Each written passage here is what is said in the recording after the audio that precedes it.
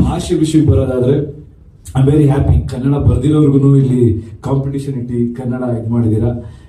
I think what I believe is because most of you may not understand, some of you, wherever we go, if you are able to respect the culture and the language, you will get multifold back.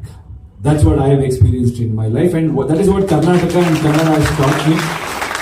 So I really respect all of you to making an effort to speak in Kannada, and ಆ ಪ್ರಯತ್ನ ಪಟ್ಟಿದ್ದಕ್ಕೆ thanks. And ನಮ್ಗೆಲ್ಲ ಒಂದು ಖುಷಿ ಏನಿದೆ ಅಂದ್ರೆ, ಬೆಂಗಳೂರಿಗೆ ಎಲ್ಲಾ ಕಡೆಯಿಂದ, ಕರ್ನಾಟಕಕ್ಕೆ ಎಲ್ಲಾ ಕಡೆಯಿಂದ ಬಂದವರು ಜನಗಳ ಬಗ್ಗೆ ಒಳ್ಳೇದು ಮಾತಾಡ್ತಾರೆ. So like even madam was mentioning, I said, oh, weather is good ma'am, in Bangalore she wants to settle down, and the people are good.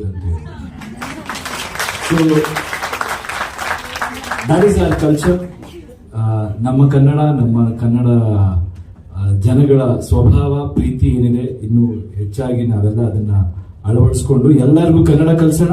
But ಒಂದು ರಿಕ್ವೆಸ್ಟ್, ಇದು ಈ ವೇದಿಕೆ ಅಲ್ಲ, ಬಟ್ ಜನರು ನನಗನ್ಸುತ್ತೆ ಬಲವಂತವಾಗಿ ಯಾರು ಏನು ಕಲ್ಸಕ್ ಆಗಲ್ಲ. So instead of fighting for other person to learn Kannada, we should make it uncool not to speak in Kannada.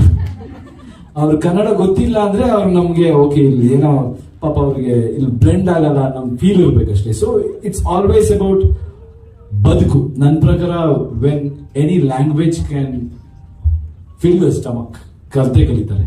So whoever is working, I think ಎಲ್ಲಾ ಜಾಗಗಳನ್ನು ಕನ್ನಡಕ್ಕೆ ಆ ಒಂದು ಪ್ರಾಮುಖ್ಯತೆ ಬರಬೇಕಂದ್ರೆ ನಾವು ಕನ್ನಡಿಗರಾಗಿ ಡೆವಲಪ್ಮೆಂಟ್ಗಳು ಜಾಸ್ತಿ ಮಾಡಬೇಕು. So everybody will come and